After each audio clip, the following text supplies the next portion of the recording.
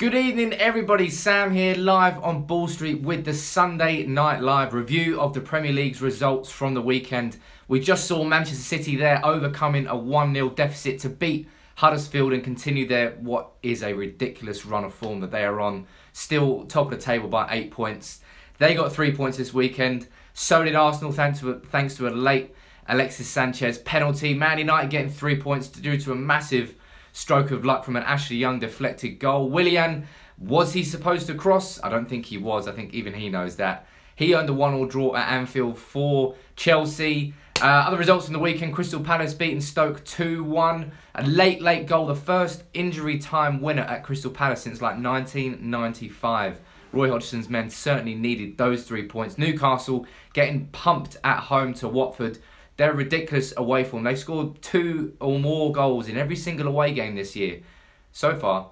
And they scored 3 at St James's Park. Swansea 0-0 draw with Bournemouth and Spurs dropping points at home. The Wembley Hoodoo still there, Flav. Sorry about it. They drew with West Brom. Bit of a sloppy goal to concede. Southampton getting absolutely... Southampton doing the tearing apart. Everton 4-1 defeat for Everton. They are down in the dumps at the moment. Things are not getting any easier for David Unsworth and his men. And then earlier, as I said, Alexis Sanchez getting that late penalty for Arsenal, making it 1-0. Turf Moor, a tough place to go this year, and Arsenal just about coming off the back of that with 3 points.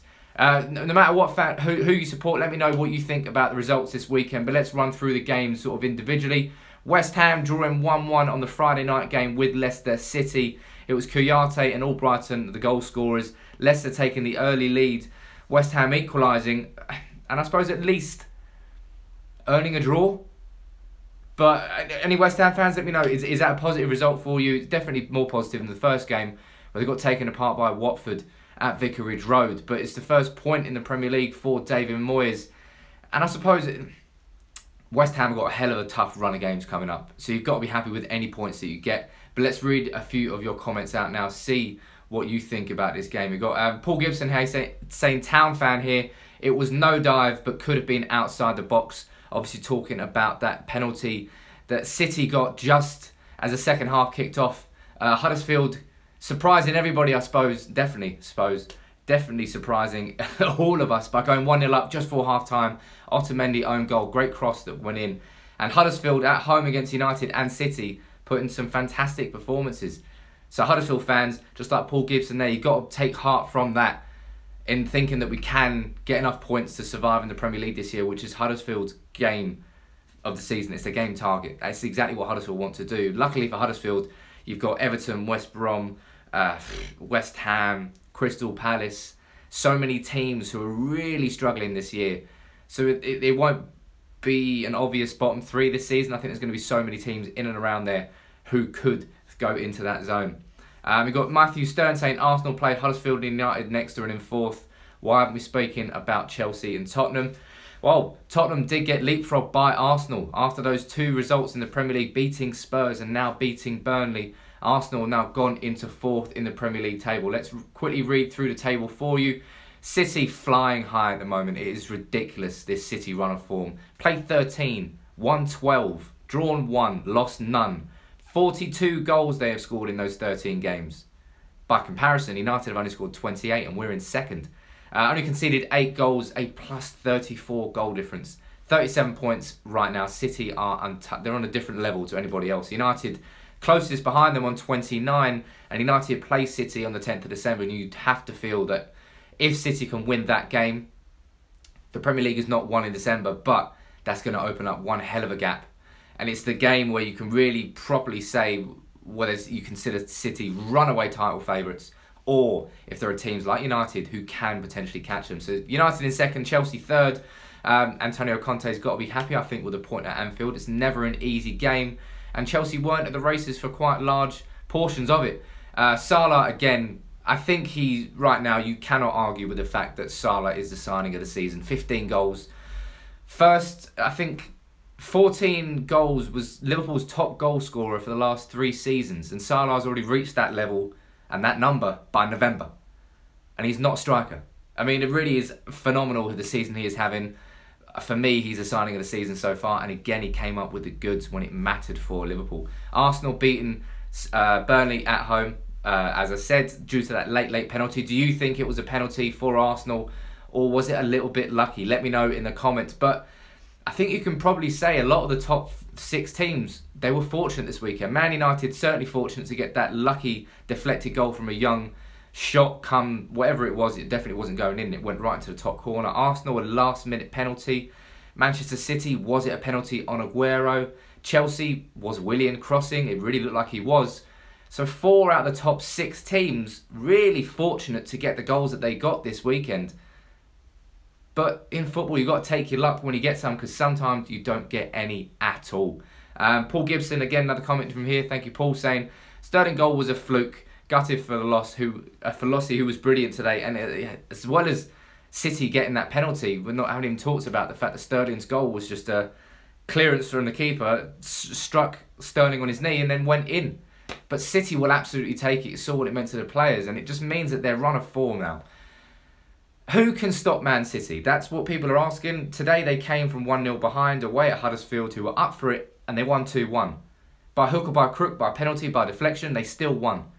And when it comes to title-winning champions, if you can win when you're playing badly, you're on for a title-winning campaign. I'm not saying that Man City played badly today, but they've been scoring some wonderful, sexy goals this season. Neither of the goals tonight were that at all.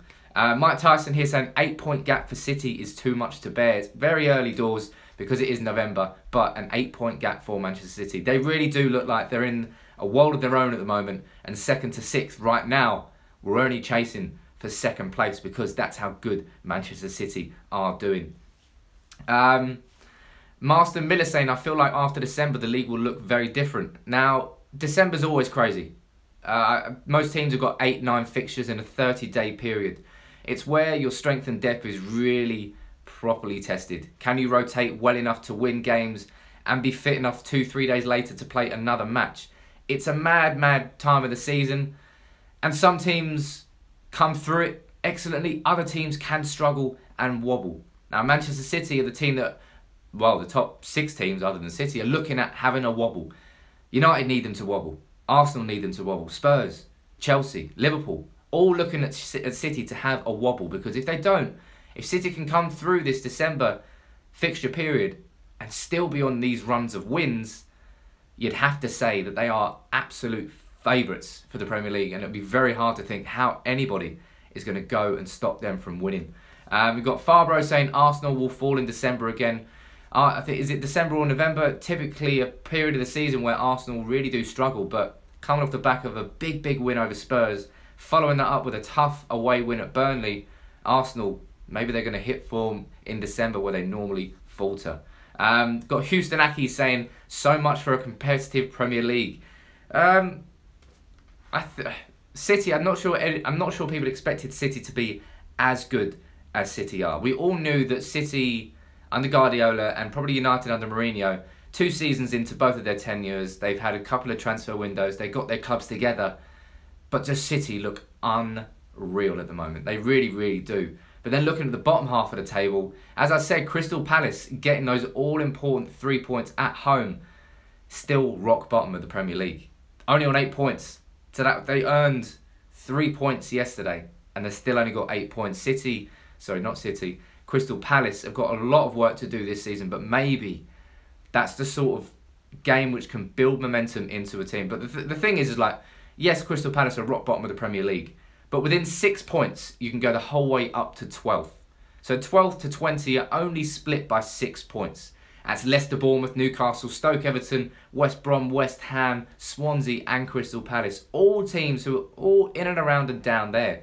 I mean, Brighton, they're only 8 points off the bottom of the league, and they're 9th. So, you know, it's early doors, and Crystal Palace will definitely be buoyed by that win. Rafa Benitez's men, though, they are having a bit, was it 5 now without a win?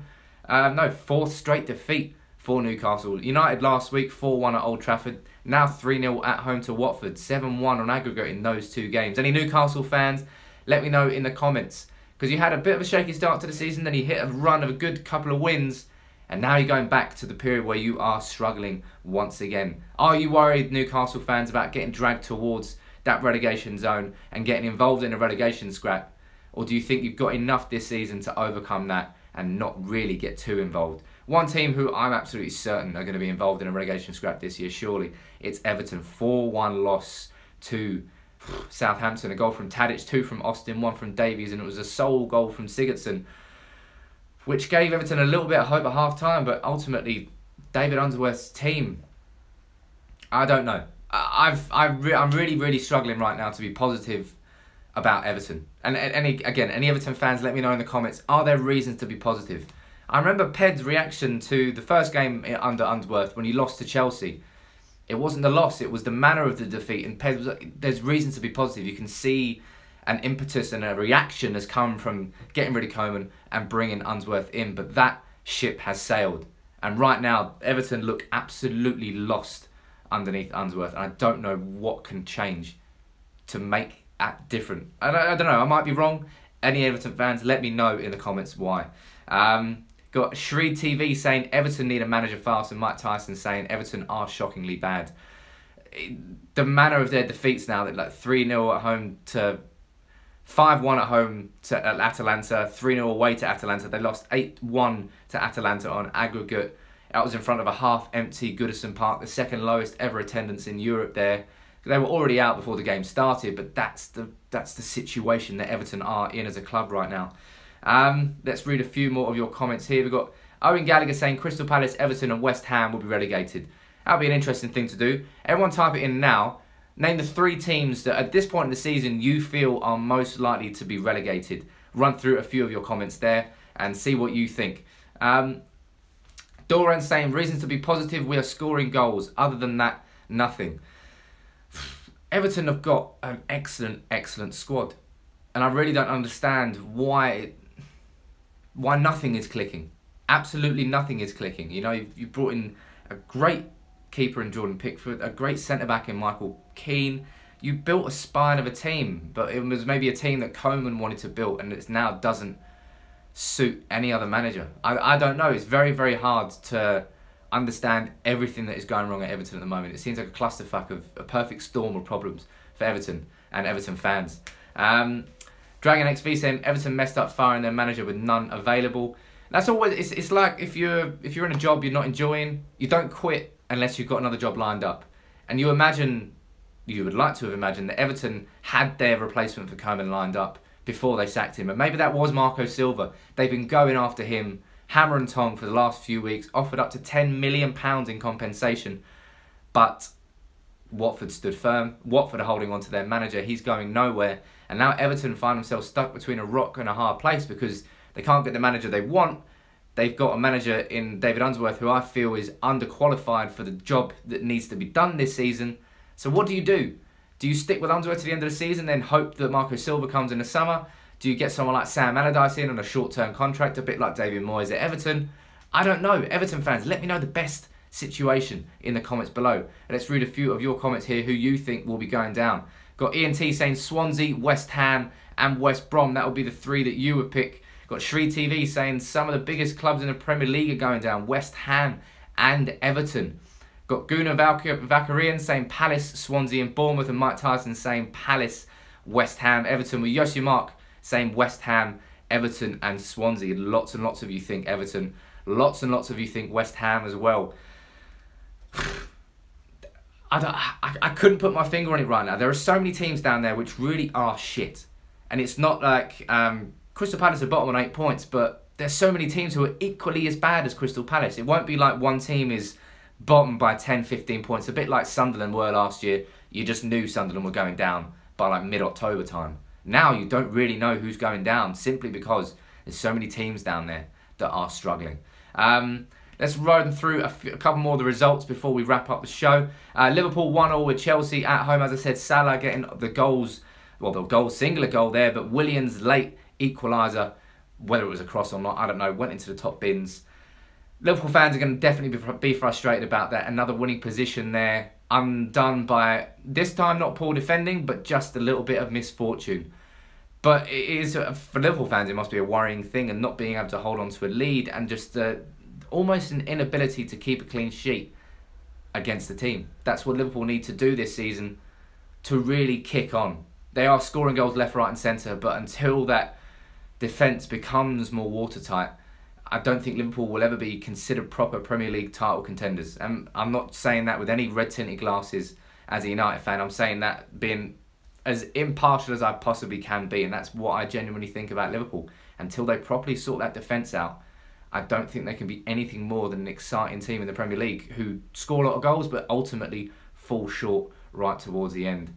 Shree TV saying Everton need a manager fast to not be relegated.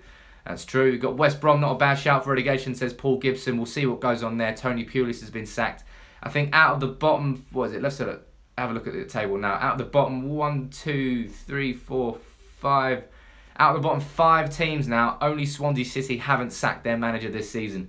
Everton, West Brom, West Ham and Crystal Palace all have. Will Paul Clement be keeping his job? He got a 0-0 draw against Bournemouth, but still 4 losses and a draw in Swansea's last 5 games. The same for West Brom. There are lots of teams right now at the bottom of that Premier League who really, really need to get a few wins together. None more so, I think, than Everton Football Club. After the summer they had and the excitement that the fans had going into the season, it's been a right damp squib for them so far. But that is it for tonight's Sunday Night Live. Thank you all for joining in. Lots and lots of comments coming in. I'll be here tomorrow morning at 10 AM, I think, with Flav, as always, with news at 10 on Ball Street. So make sure you join that in. If you're new to these, please drop a like on the video, subscribe to you if you're new, and keep leaving your comments. Until next Sunday, take it easy.